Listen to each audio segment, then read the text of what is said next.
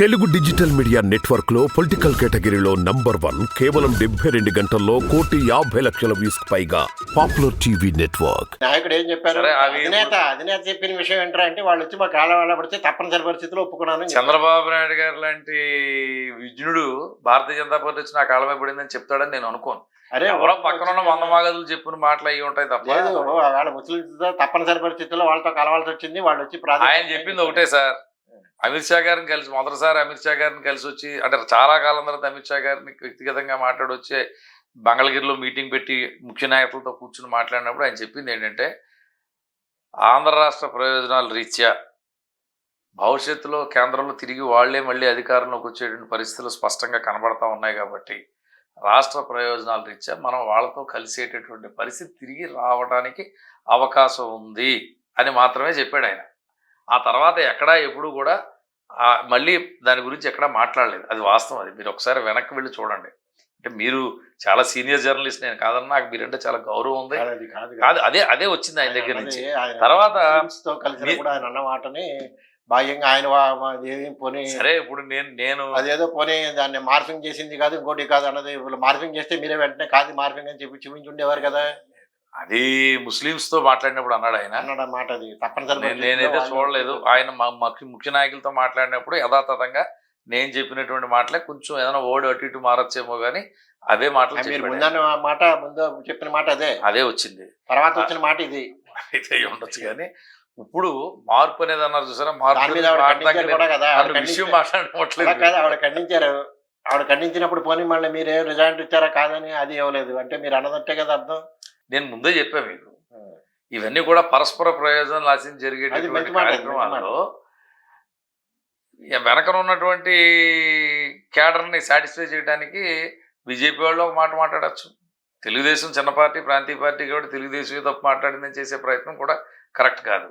జాతీయ పార్టీ అయినప్పుడు కూడా వాళ్ళు కూడా ఒక వెసులుబాటు ఉంచుకుని ఏదో మేమే వెళ్ళి బతిమాలుకున్నామని కూడా మాట్లాడచ్చు. ఇవన్నీ రెండు ఇలా చెప్తున్నారు మీరు. పవన్ కళ్యాణ్ గారు ఏం చెప్తా ఉన్నాడు, ఈ రెండు పార్టీలను ఒక గాట తీసుకురావడం తల ప్రాణం తోక్కొచ్చింది, ఎంత కష్టపడ్డానో నేను ఎంత కష్టపడ్డానో ఎవరికి తెలుసు దీంట్లోనని చెప్పి ఆయన చెప్పాడు. ఏది నమ్మాలి మనం? ఇప్పుడు నేనైతే ఏం నమ్ముతానంటే పవన్ కళ్యాణ్ గారు చెప్పిందే నమ్ముతాను. ఎందుకు కారణం ఏంటంటే, ఎందుకు నమ్ముతానంటే తెలుగుదేశం విషయంలో తెలుగుదేశం అధినేత చంద్రబాబు నాయుడు గారు భారతీయ జనతా పార్టీ పట్ల ఎంత దృఢ వైఖరితో ఉన్నాడనేది చాలా సందర్భాల్లో మా దగ్గర మాట్లాడిన మాటలను బట్టి నాకు ఒక అంచనా ఉంది. సరే, భారతీయ జనతా పార్టీ కూడా వైస్ వెర్సా అయ్యి ఉండొచ్చు. ఇప్పుడు మధ్యలో పవన్ కళ్యాణ్ గారు చెప్పింది ఇక్కడ ఆయన ఎక్కువ సీట్లు పొందింది లేదు. పొందిన సీట్లలో సీటు మళ్ళీ భారతీయ జనతా పార్టీకి త్యాగం చేసిన పరిస్థితి ఉంది. అతను అవసరం ఒక క్వశ్చన్ కిందే ఉపయోగపడ్డాడు అనేది నేను నమ్ముతున్నాను. అందువల్ల అతను చెప్పిన మాటలను మనం పరిగణలో తీసుకోవచ్చు. ఉభయల్ని కలపడానికి నేను చాలా కష్టపడ్డాను అని చెప్పింది.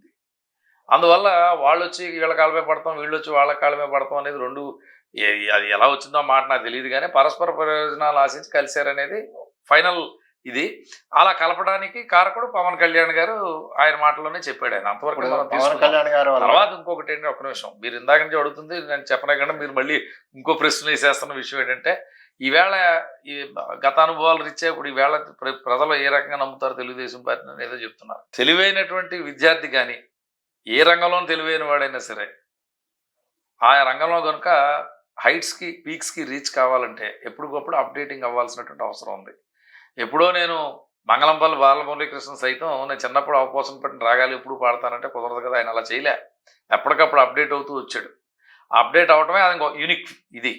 అలాగే చంద్రబాబు నాయుడు గారు ఈ దేశంలో ఉన్నటువంటి అన్ని రాజకీయ పక్షాల నేతల మధ్యలోని ఒక యూనిక్ పర్సనాలిటీ కింద ఆయన ఆవిష్కరించుకోవడంలో కృతకృత్యం అయ్యాడు. ఏ విధంగా అంటే, చంద్రబాబు నాయుడు గారు 1978లో చంద్రబాబు నాయుడు గారు వేరు, 1989లో చంద్రబాబు నాయుడు గారు వేరు, 94లో చంద్రబాబు నాయుడు గారు వేరు.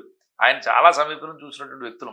ఆయన నాలెడ్జ్ కానీ, ఆయన వొకాబులరీ కానీ, ఆయన భాష మీద, అదైతే ఇంగ్లీష్ అని నేను చెప్పను, ఆయన ఎక్స్ప్రెస్ చేసేటటువంటి విధానంలో ఉపయోగించేటువంటి పదజాలం పట్ల కానీ, లేదు ఆయన ఆలోచన విధానాల చుట్టూ ప్రపంచంలో ఏం జరుగుతుందనేది ఎప్పటికప్పుడు అప్డేట్ అవడంలో కానీ అతని నిష్ణాతుడు. బహుశా భారతదేశ రాజకీయాల్లో ఏ రాజకీయ నాయకుడు కూడా అంత పర్సనాలిటీ డెవలప్మెంట్ మీద కాన్సన్ట్రేట్ చేయడు. ఆయన చేస్తుంటాడు. Need of the society, need of the land, need of the moment ఏమిటనేది తెలుసుకోవడంలో ఆయన చాలా నిష్ణాతుడు. నీడ్ అంటే పబ్లిక్ పల్స్ కాదు, ప్రజల యొక్క అవసరాలు. అయితే ఏ ప్రభుత్వం కూడా 100% అవసరాలని ఫుల్ఫిల్ చేయలేదు. ప్రధానమైనటువంటి అవసరాలు ఏమిటనేది ఆయన గుర్తించాడు. ఒకప్పుడు పోలవరం నిజానికి రాజశేఖర రెడ్డి ఆ రోజు మోటివేట్ చేసిన మాట వాస్తవం, అది మనం ఒప్పుకు తీరాలి. కానీ దానికి సెంట్రల్ వాటర్ కమిషన్ పర్మిషన్స్ కానీ ఇతరత్ర పర్మిషన్స్ కానీ లేకుండానే కాలువల తవ్వకం మొదలుపెట్టి ఏదో హెడ్ వర్క్స్ వరకు చేసి వదిలేద్దామన్న ఆలోచనతోటి మొదలుపెట్టినటువంటి దాన్ని ఈవేళ ఫుల్ ప్రాజెక్ట్ కింద, ఫుల్ టైం ప్రాజెక్ట్ కింద దాన్ని తీసుకురాగలిగాడు. ఈవేళ ఆంధ్ర రాష్ట్రానికి జీవగర 13 జిల్లాలకి, అంటే పాత 13 జిల్లాలకి పోలవరం వాటర్స్ కనుక వస్తే 80 TMC ఆఫ్ ల్యాండ్ మన వాటర్ శ్రీశైలం బేసిన్లో మిగిలిపోతే రాయలసీమకి వెళ్ళటానికి కానీ, ఇటు ఉత్తరాంధ్ర వరకు కూడా ఇండస్ట్రియలైజేషన్ కానీ, సాగునీరు, తాగునీరు, అలాగే విద్యుత్ ఉత్పాదన అనేది లేటర్ స్టేజ్. ఇది ఈవేళ ఇది చేస్తే కనుక రాబోయే 100-200 సంవత్సరాల వరకు కూడా నీటి అవసరాలని రాష్ట్రాన్ని తీర్చగలిగేటటువంటి పరిస్థితి ఆ ప్రాజెక్టుతో నడుస్తుంది. ఖచ్చితంగా చంద్రబాబు నాయుడు గారు ఆయన టర్మ్లో పూర్తి చేసేస్తాడు. తరువాత ఏదైతే ఈ రాష్ట్రానికి ప్రధానమైనటువంటి, ఏ రాష్ట్రానికైనా సరే ఆదాయం ప్రత్యక్ష పన్నులు, పరోక్ష పన్నులు. ప్రత్యక్ష పన్నులు, పరోక్ష పన్నులు తీసుకుంటే విభజన తర్వాత ఈ రాష్ట్రం ఏమైపోయిందంటే, ఇందా మీరు చెప్పిన ప్రశ్న, ఇది చెప్పడానికి చాలాసార్లు ప్రయత్నం చేశాను నేను. రెసిడ్యూ స్టేట్ ఆఫ్ ఆంధ్రప్రదేశ్ బేసికల్గా యాగ్రీ బేస్డ్ స్టేట్గా మిగిలిపోయింది. ఈ 13 జిల్లాల్లోనే పరిశ్రమలు తగ్గిపోయాయి, వ్యవసాయం మాత్రమే మిగిలినటువంటి పరిస్థితి ఉంది. ఎందుకంటే హైదరాబాద్ సెంట్రలైజ్డ్గా ఆ రోజు ఎవరైతే కారణాలు కావాలి, జలగ వెంగళరావు కావచ్చు, చెన్నారెడ్డి గారు కావచ్చు, చంద్రబాబు నాయుడు గారు కావచ్చు, బ్రహ్మానంద రెడ్డి గారు కావచ్చు, ఎవరైనా సరే సెంట్రలైజ్డ్ డెవలప్మెంట్కి దారి తీయటం వల్ల పారిశ్రామిక ఇది అనేది కేవలం పూర్తిగా ఇండస్ట్రియలైజేషన్ అనేది అక్కడే జరగటం వల్ల అక్కడ ప్రత్యక్ష పనులు చాలా వచ్చేదానికి అక్కడ ఆదాయ వనరులు ఏర్పడిపోయినాయి. ఇక్కడ లేనప్పుడు పరోక్ష పన్నులు రావడానికి ఇక్కడ ఇన్కమ్ జనరేటింగ్ యాక్టివిటీస్ని కూడా మెయిన్లీ అగ్రి బేస్డ్ అయినప్పుడు agri based income non taxable. So ప్రభుత్వానికి వచ్చేటువంటి ఆదాయ వనరు తగ్గిపోయినప్పుడు దీన్ని పెంచడం ఎలాగా అంటే, ఒకటి పారిశ్రామిక ప్రగతి, 2 విద్యాలయాల స్థాపన. అంటే విద్యాలయాల స్థాపన వల్ల టెక్నోక్రాట్స్ని పెంచడం వల్ల ఇక్కడ కొత్త కంపెనీస్ని తీసుకురావడం వల్ల దీనివల్ల కూడా ఆదాయం పెరుగుతుంది ప్రభుత్వానికి. నెక్స్ట్ వ్యవసాయ బేస్డ్ కాబట్టి వ్యవసాయ అగ్రి బేస్డ్ ఇండస్ట్రీస్ని, అగ్రి బేస్డ్ అలైన్డ్ ఇండస్ట్రీస్ని పెంచేటటువంటి ప్రతిపాదన కూడా చంద్రబాబు నాయుడు గారు చేశారు. దీనికంటే ఆ మీటింగ్లో నేను కూడా ఒక భాగస్వామి ఆ పర్టికులర్ పాయింట్లో. ఆయన వేసినటువంటి ప్లాన్ చాలా గొప్ప అద్భుతమైన ప్రణాళిక అది. బట్ అది 5 సంవత్సరాల్లో 3 సంవత్సరాల్లో జరిగేటటువంటి ప్రణాళిక అయితే కాదు. దురదృష్టం మన దేశంలోని ఎక్కడ కూడా ఒక టర్మ్ తప్పితే 2వ టర్మ్ వస్తే తప్ప 3వ టర్మ్ కూడా అవకాశం లేనటువంటి పరిస్థితి. ఎక్కడో జ్యోతి బసు గారు, బిజు పట్నాయక్ గారు లాంటి వాళ్ళు మాత్రమే సాధించగలిగినటువంటి పరిస్థితి తప్ప మరి ఒరిస్సాలో ఏ రకమైన డెవలప్మెంట్ ఉందో నాకైతే తెలీదు అవసరం లేదనుకుంటారు ఈ ఆస్పెక్ట్స్లో. ఇప్పుడు ఖచ్చితంగా నేను ఒకటి చెప్పగలుగుతాను, చంద్రబాబు నాయుడు గారు ఈవేళ యువతకు సంబంధించి, ఎందుకంటే 2nd జనరేషన్ 3rd జనరేషన్ మీద ఆయన ఫోకస్ పెడుతున్నాడు.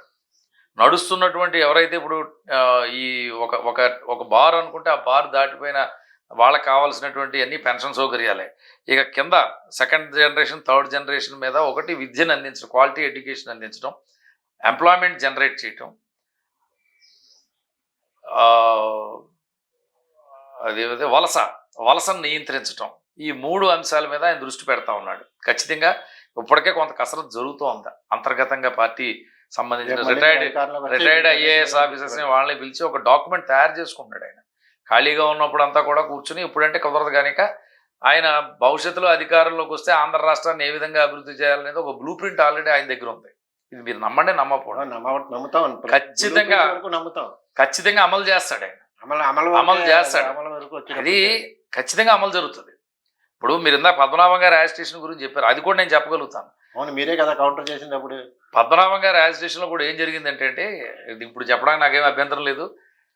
చంద్రబాబు నాయుడు గారు ఏదైతే ఆ రోజున కాపులుగా కొంత హామీలు ఇచ్చి కార్పొరేషన్ పెడతామని చెప్పి 2,000 కోట్ల నిధులతోటి కార్పొరేషన్ పెడతామని చెప్పేసారు, 1000 కోట్లు చెప్పాడో దానికి అనుగుణంగా కసరత్తు జరుగుతూ ఉంది. జరుగుతున్న టైంలో తోట త్రిమూర్తులు గారి నేతృత్వంలో రాజమండ్రి R&B గెస్ట్ హౌస్లో కాపు సామాజిక వర్గ ప్రజాప్రతినిధులతో మీటింగ్ పెట్టాడు. మీటింగ్ పెట్టి, పేరు కూడా చెప్పాను నేను, మీటింగ్ పెట్టి ఆ మీటింగ్లోని చంద్రబాబు నాయుడు గారు ఈ రకంగా చేసేపోతా ఉన్నాడు. అతనికి తెలుసు, మాకు తెలుసు. మమ్మల్ని పిలిచి, అంటే అప్పుడు కార్పొరేషన్ లేదు కానీ మాతో మాట్లాడాడు ఆయన. చేసేపోతా ఉన్నాడు. దీని మీద కొంచెం గట్టిగా మనం అడిగినట్టుగా చేస్తే కార్పొరేషన్ పెడతాడు కదా. ఎలాగాను మనం మంత్రాలు చదువుదాం, చింతకాయలు రాలుతున్నాయి, ఆ క్రెడిట్ మనం తీసుకుందాం దుర్బుద్ధితోటి రాష్ట్ర వ్యాప్తంగా ఉన్నటువంటి కాపు నాయకులు, ఎమ్మెల్యేలు, ఎంపీలు, ఎక్స్ఎమ్మెల్యేలు, ఎక్స్ఎంపీలు అందరిని పిలిచి R&B గెస్ట్ హౌస్లో మీటింగ్ పెట్టాడు.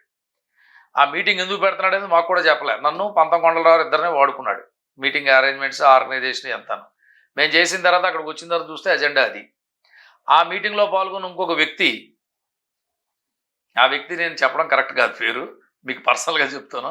ఆ వ్యక్తి ఏం చేశాడంటే వెంటనే డైరెక్ట్గా ముద్రగడ పద్మనాభం దగ్గరికి వెళ్ళి, అయ్యా చంద్రబాబు నాయుడు గారు అనౌన్స్ చేసేపోతున్నాడు కార్పొరేషను, ఇప్పుడు ఆ కార్పొరేషన్ మీరు అన్నారు పెట్టట్లేదు ఏమిటని చెప్పి ఓ మీటింగ్ పెట్టి ఇక్కడి నుంచి డిమాండ్ చేసినట్టుగా తీర్మానం చంద్రబాబు నాయుడు గారి దగ్గరికి వెళ్ళి అందరం కలిసి కలుద్దామని డేట్ ఫిక్స్ చేశాడు త్రిమూర్తులు.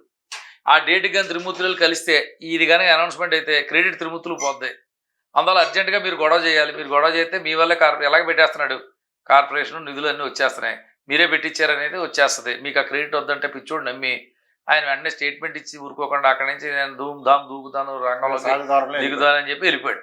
వెళ్ళిపోయేసరికి చంద్రబాబు నాయుడు గారు వెంటనే మమ్మల్ని పిలిచాడు. నేను కూడా I was one of the participants. పిలిచి ఇప్పుడు నేను చేస్తున్నాను, మీ అందరికీ తెలుసు, ఇప్పుడు అతను ఇలా మాట్లాడాడు, నేను చేస్తే ఇప్పుడు అతను డిమాండ్ చేసినట్టు ఉంటుందా, నేను కాపుల మీద అభిమానంతో నేను ఇచ్చిన మాట నిలబెట్టుకోవడానికి చేసినట్టు ఉంటుందా అని చెప్పి అతను మమ్మల్ని అడిగాడు. ఏ సమాధానం చెప్పలేని పరిస్థితి. అప్పుడు ఆయన ఏమన్నాడంటే, ముందు అతను ఆఫ్ చేయండి, అతన్ని కంట్రోల్ చేయండి, మీ చేతనైతే కొన్నాళ్ళు కంట్రోల్ చేసి పక్కన కూర్చోపెట్టండి, ఓ నెల 2 నెలలు నేను ఈవేళ అనౌన్స్ చేసే ముహూర్తాన్ని 2 నెలలు వాయిదేసి నేను చేస్తాను, అతను గొడవ చేసే కొలిది ఇప్పుడు నేను చేసిందంతా క్రెడిట్ అతనికి వెళ్తుంది, నా క్రెడిట్ రాదు నాకు, నేను చేస్తున్నాను ఈ నిర్ణయాన్ని నేను తీసుకుని నేను ప్రభుత్వ పరంగా అమలు చేస్తుంటే చెడగొడుతున్నారు ఇదని చెప్పి మమ్మల్ని అందరినీ పిలిచి చెప్పాడు. ఎవరు అతను కంట్రోల్ చేయలేపారు. ఎవరైతే దీన్ని సూత్రధారిగా వ్యవహరించి చేశాడో తోడ త్రిమూర్తులు, అతను కూడా చేతులు ఎత్తేసాడు. అతని స్వార్థం వల్ల ఆ ఉద్యమం పుట్టింది. పద్మనాభం అనే ఉద్యమం ఆ త్రిమూర్తుల ఆలోచనలతో వచ్చిన ఉద్యమం. అదే రాజమండ్రి ఆర్ఎన్బి గెస్ట్ హౌస్లోనే మీటింగ్ జరిగింది. అది దీని సినారియో. అందువల్ల ఏంటంటే చంద్రబాబు నాయుడు గారు చేసిన కార్యక్రమాలు చేయకుండా, హామీలు అమలు చేయకుండా ఏం వదిలేలే. ఆ రోజు పద్మనాభం గారి ఉద్యమం కూడా ఆ రకంగా వచ్చింది. ఎందుకంటే ఇంకా మా చింతకాలు రాలిపోతున్నాయి, మంత్రాలు చదివేస్తే పని అయిపోద్దని చెప్పి మంత్రాలు చదవడం మొదలెట్టాడు పద్మనాభం గారు. అంతకన్నా ముందు మనం ఒకసారి అందరం కలిసి రిప్రజెంటేషన్ చంద్రబాబు నాయుడు గారి దగ్గర ఇస్తే త్రిమూర్తులు గారి సారథ్యంలో అడగగానే చంద్రబాబు నాయుడు గారు ఇచ్చేసారని చెప్పి నేను చెప్పుకోవడం బాగుంటుందని ఇతను తయారయ్యాడు. అది మొత్తానికి ఏంటంటే వికటించి ఆ రకంగా జరిగి చాలా దుష్పరిణామాలకు దారితీసింది. దానివల్ల అల్టిమేట్ లోజర్స్ ఎవరో కాపు కమ్యూనిటీ. ఎలాగంటే ఈ ఓబీసీ సంబంధించిన 10% రిజర్వేషన్లో 5% కాపులకు ఇవ్వాలని చెప్పి అసెంబ్లీలో తీర్మానం చేసి పార్లమెంట్కి పంపిన తర్వాత, అక్కడ పెండింగ్లో ఉన్న తర్వాత సెంట్రల్ గవర్నమెంట్ నుంచి దాని తాలూకు కాన్సిక్వెన్స్ రిజల్ట్స్ వచ్చిన తర్వాత జగన్మోహన్ రెడ్డి డైరెక్ట్గా దాన్ని రద్దు చేసే పరిస్థితికి వచ్చాడు. సరే, ఇప్పుడు రాష్ట్రంలో మనకు అవునన్నా కాదని ఎవరో ఒప్పుకుపోయినా 5% తక్కువ కాకుండా